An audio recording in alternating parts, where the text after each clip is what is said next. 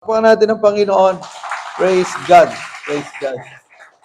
So the title of our sermon is He Touched Me. Actually, merong isa pong kanta, lumang kanta, Christian song, na ang title ay He Touched Me. I-google nyo lang, napakaganda po niyan. Paborito po namin yan ni Pastor Ray Isaac. At madalas kong pinapakinggan sa YouTube, He Touched Me. So, mga kapatid, ano ba yung naisituro sa atin ng Panginoon? Ito po ay kwento ng dalawang nilalang. Isang lalaki na si Jairus na mataas po yung kanyang posisyon sa lipunan kasi he was a synagogue ruler. Ibig sabihin, tagapanguna siya ng isang sinagoga, ng isang simbahan ng mga Hudyo. Siya yung pinaka-leader doon. So, mataas ang kanyang posisyon. At meron namang isang babae dito na hindi pinangalanan kasi napakababa naman ng kanyang posisyon. Kumbaga parang she's a nobody, and in fact hindi rin binanggit yung pangalan ng babae kasi nga nobody. Pero hinipo rin siya ng Panginoon. So, ano po ang gustong ituro sa atin ng Panginoon? Number one, the major point is the pursuit of Christ o yung paghabol natin sa Panginoon. Ang sabi po dito sa verses 40 to 42, okay, buksan po ninyo sa mga Bible ninyo. Ang sabi sa verses 40 to 42, pagbalik ni Jesus, masaya siyang tinanggap ng mga tao sapagkat siya hinihintay nila. Dumating noon ang isang lalaking nagngangalang Jairo, isang tagapamahala ng sinagoga. Nagpatira pa ito at nakiusap kay Jesus na sumama sa kaniyang bahay. Sapagkat ang kaisa-isa niyang anak na babae na maglalabindalawang taong gulang na ay naghihingalo. Habang naglalakad si Jesus papunta sa bahay ni Jairo, siniksik siya ng mga tao. So, ano po ibig sabihin to? Una, itong si Jairo, lumapit siya sa Panginoon. Okay? So, the main lesson here is faith begins with seeking Jesus in desperation. In Tagalog, ang pananampalataya ay nagsisimula sa ating paghanap kay Jesus ng may desperasyon. Ibig sabihin, itong lalaki ito, desperado eh. Si Jairo, desperado. Bakit? Yung kanya nag-iisang 12 years old na anak na babae, naghihingalo. Sabi, mamamatay na. Naunawaan po natin mga kapatid, mamamatay na. So, una, gusto ituro ni Lord, a determined father. Itong si Jairo, he's a determined father. So Jairus, a synagogue leader, humbles himself before Jesus. So, kakaiba po ito, no? Hindi ito karaniwang ginagawa. Dahil nga, ikaw ay synagogue ruler, ikaw mataas ang posisyon mo, and then magpapatira pa ka sa isang rabbi na hindi naman talaga, yung bang ordinaryong rabbi eh. So, kumbaga sobrang yung determination ni Jairo na humingi ng tulong sa Panginoon na makikita po natin doon. Pangalawa, it's a desperate plea. Desperado. So, he falls at Jesus' feet, urgent and unashamed. So, his love for his child drives him to Christ. So, makita po ninyo, si Jairo, determinado na lumapit kay Kristo kasi nagpatira pa eh. Pangalawa, desperado. Determinado at desperado. So yun po yung isa sa mga hinahanap sa atin ng Panginoon sa paglapit natin sa Lord. Lalo na kung mabigat po yung pangailangan natin. Na we need to have a determined spirit and a desperate heart. Lalo na kung problema mo sa pamilya, problema mo sa pag-aaral, babagsak ka na. Yung pamilya mo, magkakahiwalay na kayong mag-asawa, or yung anak mo, sabihin natin na nagdodroga, o kaya talagang barumbado yung anak mo, o kaya naman yung business mo, babagsak na, hindi kumikita. So, you need to be determined and desperate in coming to the Lord. In application, our greatest needs should drive us to Jesus, not away from Him. So kung meron kang mabigat na pangangailangan, dapat itong nagtutulak sa iyo para lumapit sa Panginoon. Hindi yung lumayo kay Lord. Kasi ito nangyari, no? Yung iba, kapag kami mabibigat na problema, parang nagtatampo pa eh. Di ba? May mga taong gano'n na nagtatampo na imbis na lumapit kay Lord, nagtatampo na, Lord, bakit naman hinayaan mo magkaganito yung buhay ko? Bakit naman hinayaan mo maging ganito yung problema ko? Bakit ganito, Lord, patong-patong yata yung problema ko? Talaga bang nagmamahal ka sa akin? So yung iba, nagtatampo, lumalayo sa Lord. So dapat kabaligtaran. Habang dumadami yung problema mo, habang patong-patong yung problema mo, lalo kang lumalapit sa Panginoon. Naunawaan po natin. So, pangalawa, perseverance of faith.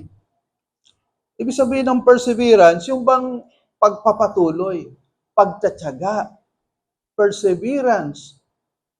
Sa kabila ng maraming problema, sa kabila ng maraming balakid o hadlang, nagpapatuloy ka pa rin. So, ang sabi dito sa verses 43 to 48, pakinggan po ninyo. Ang sabi dito sa verse 43, kabilang sa mga ito, ang isang babaeng 12 taon nang dinudugo at hindi mapagaling ninuman. Naubos na ang kanyang kabuhayan sa mga manggagamot. Lumapit siya sa likuran ni Jesus at hinawakan ang laylayan ng damit nito. Noon di tumigil ang kanyang pagdurugo. Tinatanong ni Jesus, sino ang humawak sa damit ko?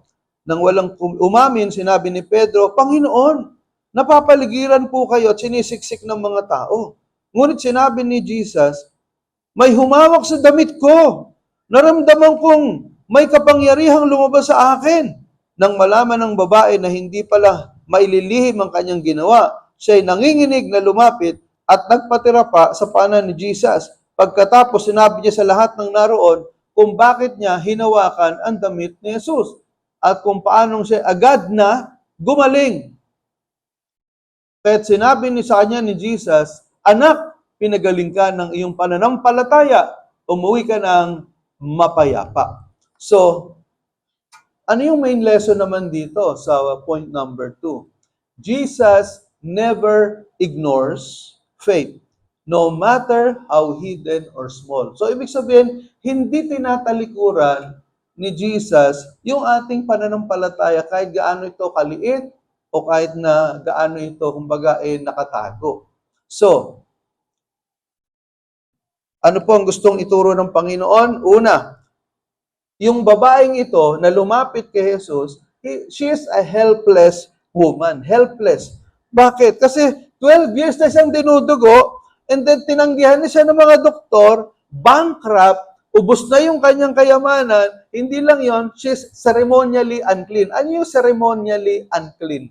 Ibig sabihin, yung bang hindi ka pwedeng pumasok sa sinagoga, hindi ka pwedeng sumasok sa templo, kasi nga dinudugo ka. Noong unang panahon po, nung Bible times, kapag yung mga babae, kapag kayo nagme-mens, hindi kayo pwedeng mag-worship.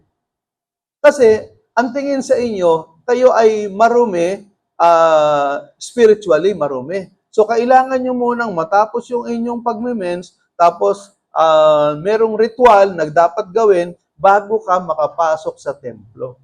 Okay? Hindi ko natatanong sa inyo, sino nagme-mens ngayon dito? Pero buti na lang at tayo nasa panahon ng biyaya.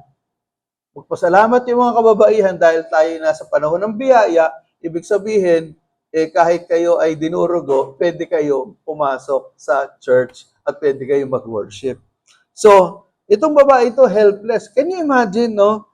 Di ba, meron bang nagme-mens ng, di ba, pag nag-mens ka ng 12 days, usually ang mens yata parang mga 3 to 5 days, tama ba?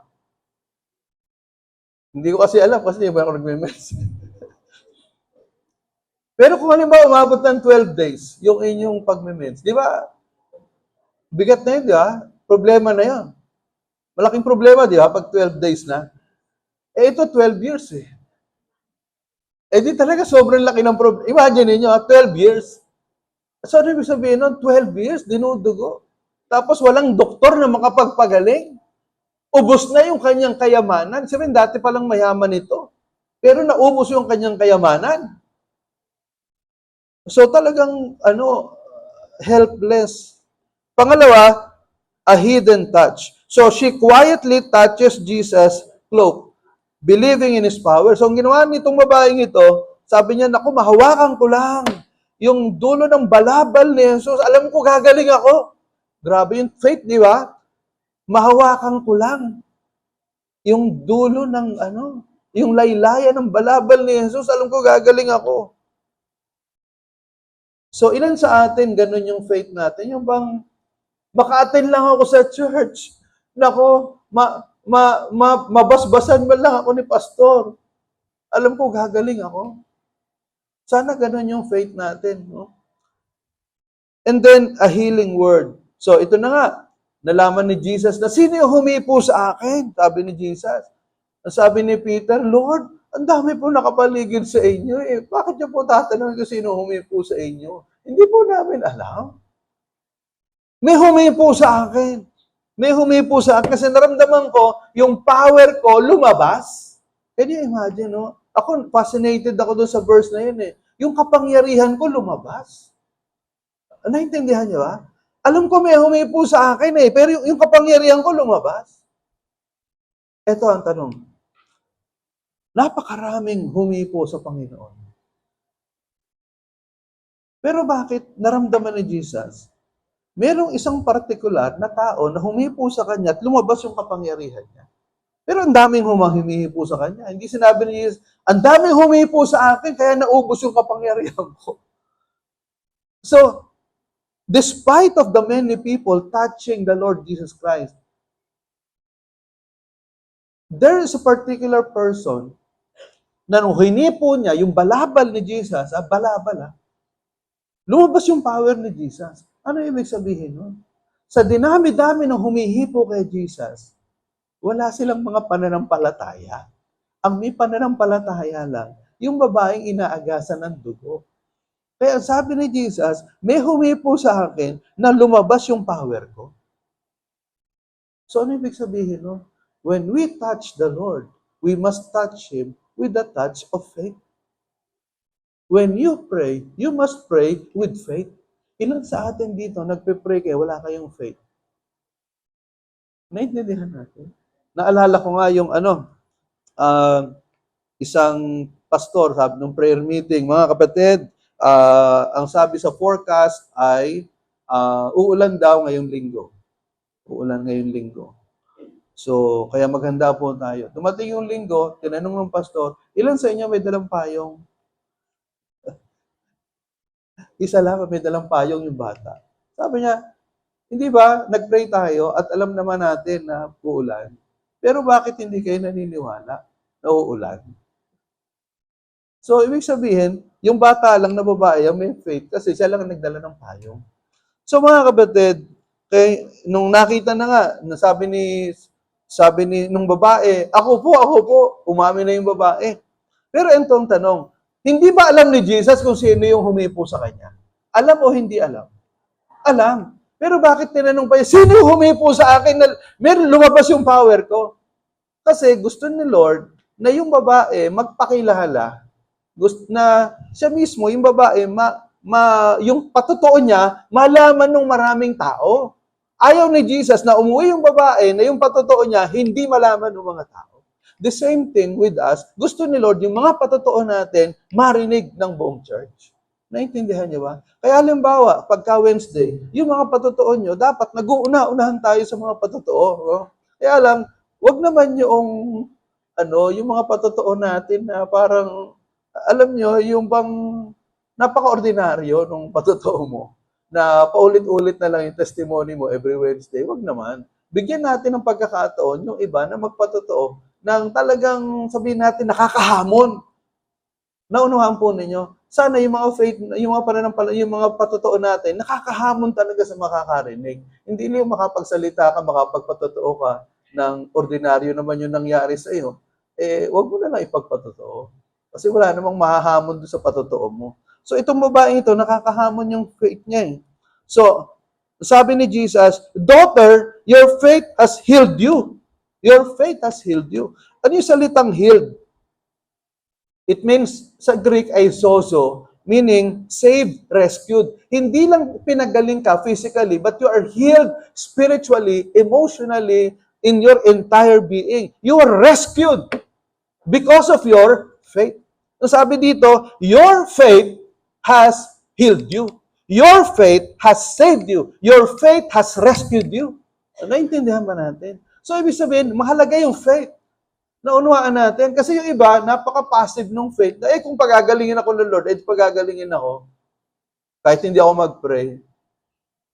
So, kailangan natin ng pananampalataya. Kapag nanalangin ka, Lord, alam ko, Panginoon, maayos yung problema ko sa pamilya. Alam ko, Lord, maayos yung problema ko sa pag-aaral. Yung problema ko sa business. Alam ko, Lord, alam ko magbabago ko. Alam ko maiiwasan ko yung bisyo ko. Alam ko, Lord, kaya kong magbago because of my faith in you. Naintindihan natin. Binigyan tayo ni Lord ng faith. Gamitin mo yun. Naintindihan ba natin? So, in application, Jesus meets us at the point of our deepest pain and calls us His own. So yung pinakamalalim na ating mga kapighatian, kabiguan, o mga problema sa buhay, gusto ng Panginoon na katagpuin tayo eh. Naunawaan po ninyo. Okay. Pangatlo, the priority of belief. So the main lesson here is Jesus calls us to believe more than doubt. Basahin natin yung sa verses 49 to 50 in your Bible. Ang sabi dito sa verses 49 to 50, nagsasalita pa si Jesus nang dumating ang isang lalaking galing sa bahay ni Jairo. Patay na po ang inyong anak, sabi niya kay Jairo. Huwag na po ninyong abalahin ang guro. Nang marinig ito ni Jesus, sinabi niya kay Jairo, huwag kang matakot. Manalig ka lamang at siya'y gagaling. Okay? So, ano yung mga gustong ituro sa atin ng Panginoon? Una, it's a crushing news. Ibig sabihin, isang balita na talagang nakakapanlumo. Kasi narinig ni Jairo, patay na po yung anak ninyo. Huwag nyo na pong abalahin ang guro. Pero sabi ni Jesus, He gave him a comforting command. Jesus says, don't be afraid, just believe.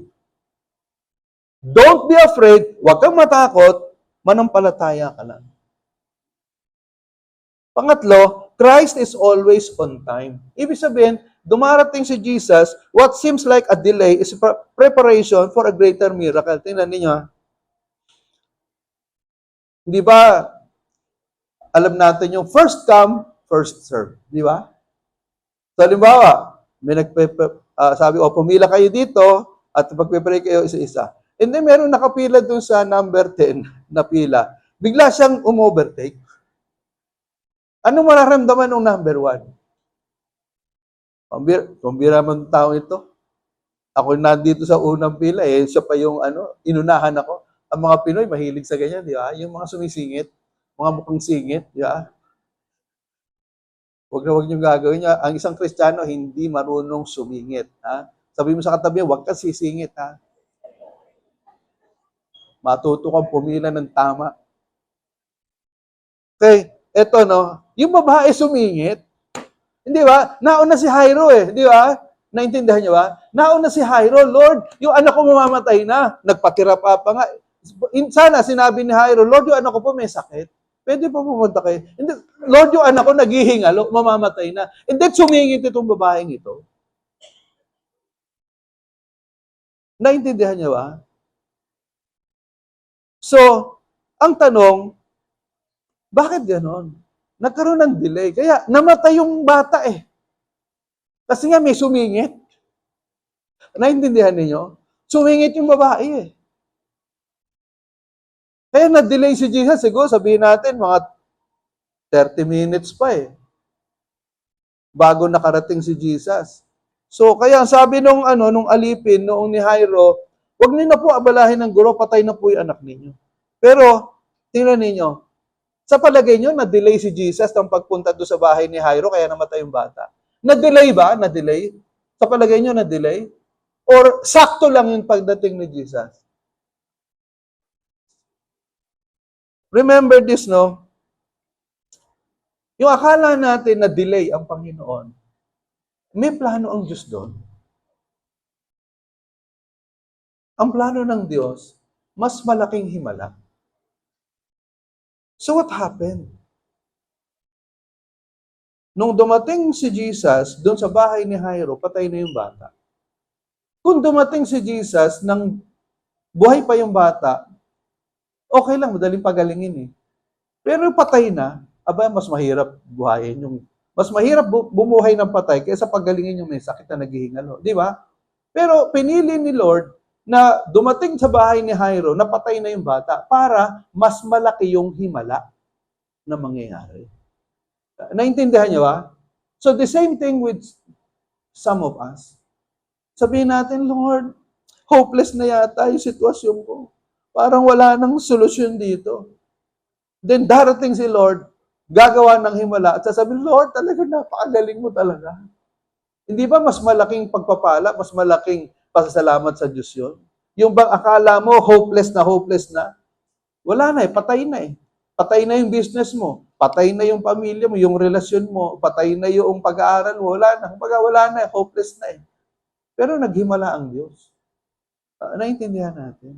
Kasi gusto ng Panginoon, mas malaki, greater glory for Him. So in application, when life shouts, it's over, Jesus whispers, only believe. Pagka binubulungan ka ng demonyo, o tapos na yung pag-aaral mo, wala na, tapos na yan. Patay na yan, wala ka ng pag-asa. Wala na, hindi na kayo magkakabalikan mag-asawa. Wala na, hindi na kayo mabubuong pamilya. Wala na, hindi ka na makakagraduate. Wala na, yung business mo, hindi na babangon yan. Yun ang bulong ng demonyo. Pero sabi ni Lord, only believe. Manampalataya ka lang. Pangapat, the power of Christ. So, ang sabi dito sa verses 54 to 55, ngunit hinawakan ni Jesus ang kamay nito at sinabi, bumangin ka, bata. Nagbalik ang hininga ng dalagita at ito'y agad na bumangon. Pagkatapos pinabigyan siya ni Jesus ng pagkain. Manghang-mangha ang mga magulang ng bata. Ngunit pinagbilinan sila ni Jesus na huwag sabihin kanino man ang pangyayaring ito. So, the main lesson here is Jesus has authority over life and death. So, ang nangyari, no, Jesus touched her hand, the hand of the little girl. Okay? Pero, di ba, bago dumating si Jesus doon, ang sabi nung pagdating dito sa bahay ni Jairo, patay na po ang anak ninyo. Ano sabi ni Jesus? Huwag kang mag-alala, natutulog lang yan. Nagtawanan yung mga yung mga meron eh, nagtawanan yung mga nag-iiyakan. So, pinagtawanan nila si Jesus. Sa panahon natin, minsan sa atin, kapag yung pananampalataya natin sa Panginoon, yung mga taong hindi mananampalataya, pinagtatawanan yung ating faith, di ba? Pinagtatawanan yung pananampalataya mo, yung paniniwala mo. Yung asawa mo, pinagtatawanan ka. Yung anak mo, pinagtatawanan ka. Yung magulang mo, pinagtatawanan yung faith mo. Ang sabihin mo, sa sarili mo, hindi bale, pagtawanan niyo ako, pero sa huli, magpapasalamat kayo sa Diyos. Dahil sa himala, nagagawin niya sa buhay ko. Naintindihan natin. So, and then, total restoration. Her spirit returned, she got up, and she ate. So, hinawakan ni Jesus yung batang babae, sabi, anak, bumangon ka. No? Yun ang sabi nung ni Jesus. So, in application, no situation is too hopeless and beyond solution for the power of Christ. Walang sitwasyon na walang pag-asa o walang solusyon sa kapangyarihan ng Panginoon. Okay. Christ holds and sustains everything in this world. Napakaganda po nito, Hebreo 1:13. Basahin natin. 1, 2, 3. Sa Kanya, o si Kristo, makikita, pakibasa natin, louder. Sa Kanya makikita ang nagniningning na kadakilaan ng Diyos at kung ano ang Diyos ay ganoon din siya. Siya ang nag-iingat sa lahat ng bagay sa mundo sa pamamagitan ng makapangyarihan niyang salita. So ano ibig sabihin ito? Si Christ, makikita po natin na sabi diyan, kung ano ang Diyos, ay ganoon din siya. So nagpapakita dito, yung si Christ ay God, di ba? Kung ano ang Diyos, ay ganoon din siya. Anong sabi doon? Siya, si Kristo, ang nag-iingat sa lahat ng bagay sa mundo sa pamamagitan ng makapangyarihan niyang salita. So, ibig sabihin, Jesus upholds the universe by the word of His power. Can you imagine? Ganun kalaki yung kapangyarihan ni Jesus na hawak niya yung buong mundo, hawak niya yung kalawakan, hawak niya yung billions and billions of stars, and billions of planets, yung galaxies, sa kalawakan, hawak niya yon through His Word. Para sinasabi niya, yung Mars, huwag kang pasaway, yung Venus, yung Neptune, yung Jupiter, yung Saturn, umayos kayo, Ganun lang. Ganun kadali. Yung mga bituin dyan, yung billions and billions of stars, huwag kayong magbabanggaan. Huwag kayong babagsak sa Earth. Naintindihan niyo ba? Hawak ni Jesus lahat yan . So, ganun kalaki yung kapangyarihan ng Panginoon. He holds everything in the universe.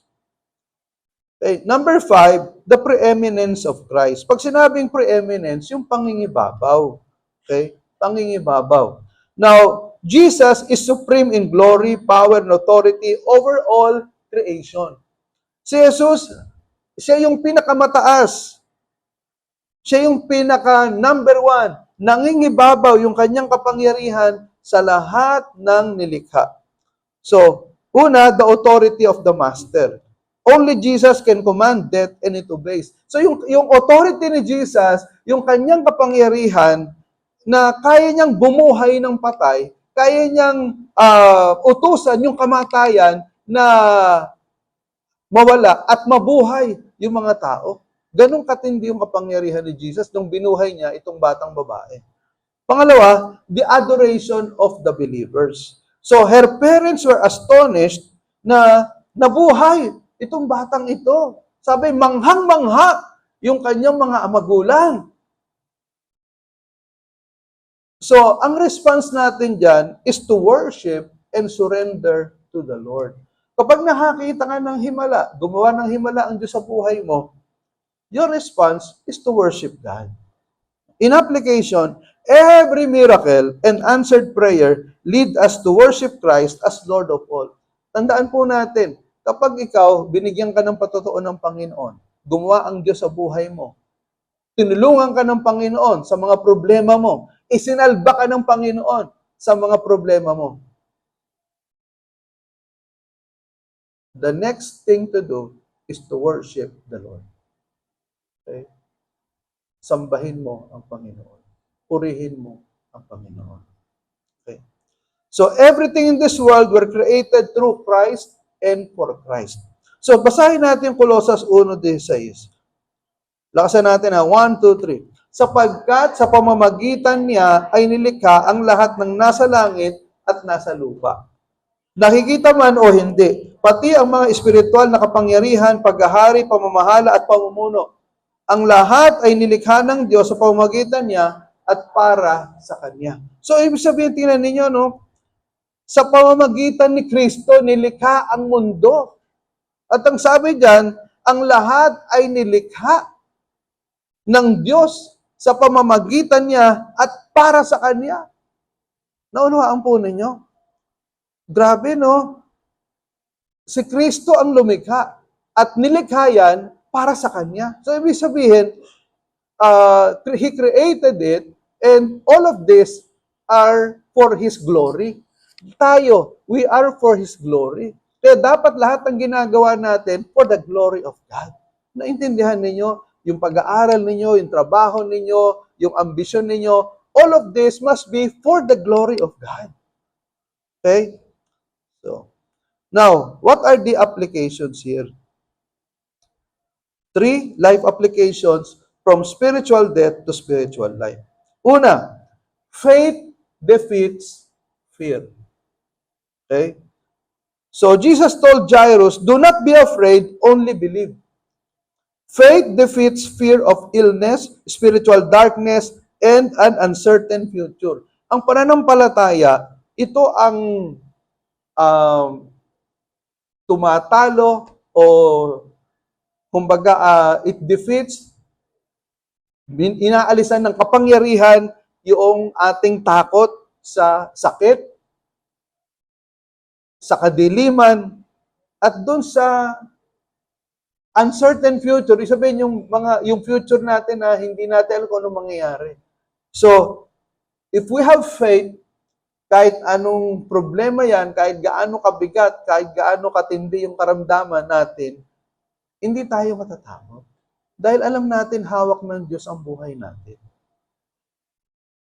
In application, believing in Jesus can turn your dead situations into living testimonies. Kapag may pananampalataya ka sa Panginoon, yung iyong patay na sitwasyon, walang pag-asang sitwasyon, ito ay nagiging patotoo para sa Panginoon. Amen? Pangalawa, the touch of transformation. So the bleeding woman experienced healing through one touch of faith. Similarly, one encounter with Christ transforms a hopeless situation into a hopeful life. Yung babae, makita po ninyo, can you imagine yung sitwasyon nitong babaeng ito? For 12 years, inaagasan ng dugo. For 12 years, kung sino-sino mga doktor ang pinuntahan. For 12 years, nabubuhay siya sa kapighatian, nabubuhay sa depression, discouragement, nabubuhay sa loneliness, nabubuhay sa kadiliman because of 12 years na inaagasan ng dugo. Naubos yung kanyang kayamanan. Sobrang lungkot itong babaeng ito. Mabuti na nga lang, hindi nagpakamatay yung babae. Pero siguro sa panahon natin, itong babaeng ito baka nag-suicide na eh. Pero tingnan nyo, lumalaban yung babae, di ba? Pero kahit na parang wala ng pag-asa, pero lumalaban pa rin siya hanggang sa narinig niya na merong nagpapagaling. Ang pangalan ay Jesus. So nanampalataya itong babaeng ito. Nung nanampalataya itong babaeng ito, hinipo niya yung laylayan ng balabal ni Jesus at nagbago yung buhay niya. Just one touch of faith and her life was changed. Naintindihan natin. Halimbawa, yung ba sa atin, parang wala nang pag-asa, yung buhay mo, ang dami mong bisyo, hindi mo maiwanan. Ang dami mong problema sa pamilya, sa sarili mo. Ang dami, patong-patong yung problema mo. Alam mo, the best thing to do is to kneel down and ask God to have mercy on you. Manampalataya ka sa Panginoon, lumapit ka sa Panginoon, lumuhod ka sa panalangin mo. Ito ang tanong, kailan ka huling lumuhod sa panalangin mo? Kailan ka huling lumuhod sa prayer mo? Kailan mo huling binasa yung Bible mo nang nakaluhod? Naunahan po ninyo. Kailan mo huling binasa yung Bible mo nang nakaluhod? Hanggang sa tumutulo na lang yung luha mo. Gawin niyo yan. You do it. Lalo na kung sa palagay mo parang wala nang pag-asa, hopeless, yung sitwasyon mo. Naintindihan natin. Ang problema sa atin, hindi tayo marunong manalangin ng may determinasyon at mayroong desperasyon. You need to pray with determination and desperation. Kagaya nitong ginawa ni Jairo at kagaya ng ginawa nitong babaeng ito. So experiencing His touch changes everything in your life. Pangatlo, His word is wonderfully powerful. Tingnan niyo yung sa babae, sabi ni Jesus doon sa babae sa verse 48. Sinabi ni Jesus sa kanya, anak, lakasan mo ang loob mo. Tingnan niyo, no? Sinasabi din ni Jesus sa atin dito, mga anak, lakasan niyo ang loob ninyo. Huwag kayong panghinaan ng loob. Huwag kayong mawalan ng pag-asa. Sabi dito, ang iyong pananampalataya ang nagpagaling sa iyo. Humayo kang payapa. So yung words ni Jesus, very powerful. Sinampalatayanan ito ng babae. Pangalawa, kay Jairo, verse 50. Nang marinig ito ni Jesus, sinabi niya sa kanya, huwag kang matakot. Manampalataya ka lang at gagaling siya. So kaya sabi ni Jesus, sinasabi din sa atin ni Jesus, huwag kang matakot. Ano man ang sitwasyon mo, huwag kang matakot. Manampalataya ka lang. Manampalataya ka sa magagawa ng Panginoon. At maaayos yung problema mo. Pangatlo, doon sa batang babae, verse 54. Hinawakan ni Jesus ang kamay ng bata at tinawag na sinasabi, anak, bumangon ka. So, yung salita ni Jesus, kahit patay na yung bata nabuhay. Ang kanyang espiritu ay bumalik at siya ay bumangon kaagad. Nag-utos si Jesus na bigyan ng makakain ang bata. So, tingnan po ninyo, yung power ng words ni Jesus doon sa babae na inaagasan ng dugo, dito kay Jairo, at doon sa batang babae na namatay. So, the words of Jesus are so powerful to change our situation. Naintindihan niyo ba? The words of Jesus are so powerful to give us a miracle that we need. So in application, let God's word revive your heart. Read, meditate, and obey Scripture to experience spiritual renewal. Mahalin niyo yung mga Biblia ninyo. Basahin niyo yung mga Bible niyo. Lalo na kung mabigat yung problema mo. Hindi yung kung kailan mabigat ang problema mo, saka ka hindi nagbabasa ng Biblia. Naintindihan natin. May problema ka man o wala, mabigat man yung sitwasyon mo o hindi, you read the Bible, do not just read the Bible, you meditate the Bible, do not just meditate the Bible, but love your Bible. Mahalin mo yung salita ng Diyos. Tandaan niyo to, if you love the Lord, you will love His Word. Naintindihan niyo ba? If you love the Lord, if you really love the Lord, you will love His Word. Hindi na ako magpapataas ng kamay dito kung sino yung nagbabasa ng Bible araw-araw. Kasi baka mapahiya lang yung iba eh. Pero you know in your heart, if you really love the Lord. Because if you love the Lord, you will love His Word. Okay? So, His Word is wonderfully powerful.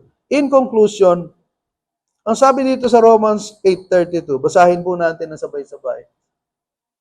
Kung ang sarili niyang anak ay hindi niya pinagkait, sa halip ay ibinigay niya para sa ating lahat, hindi kaya niya ibibigay ng masagana sa atin ang lahat ng bagay. So tingnan po ninyo, no? Madalas ko tong binabanggit tong verse na to. This is one of my most favorite verses of all. Dahil ang sabi diyan, kung ang sarili niyang anak, sabihin, kung ang Diyos Ama, hindi niya pinagkait yung kanyang pinakamamahal na nag-iisang anak na si Jesus at ibinigay niya doon sa krus. Binigay sa atin yung pinakamahal na pag-aari ng Diyos Ama, Jesus Christ. Tingnan ninyo, hindi kaya niya ibibigay ng masagana sa atin ang lahat ng bagay. Nakita niyo yung comparison? From the greatest to the lowest. Kung yung greatest possession ng Diyos Ama, ibinigay sa atin. Yung bang mga maliliit na pangailangan natin, hindi kaya ibigay ng Diyos. Sabi niya, hindi kaya ibibigay ng masagana sa atin ang lahat ng bagay.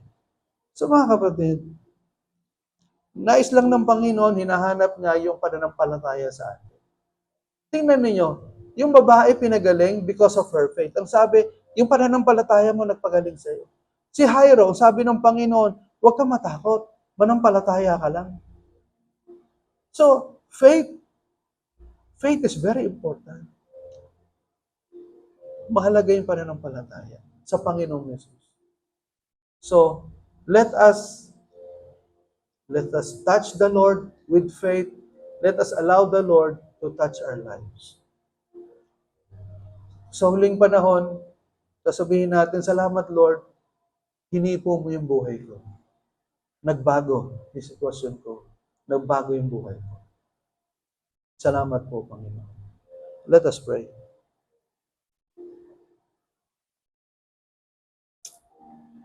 Thank you, God, for the message that you have given today.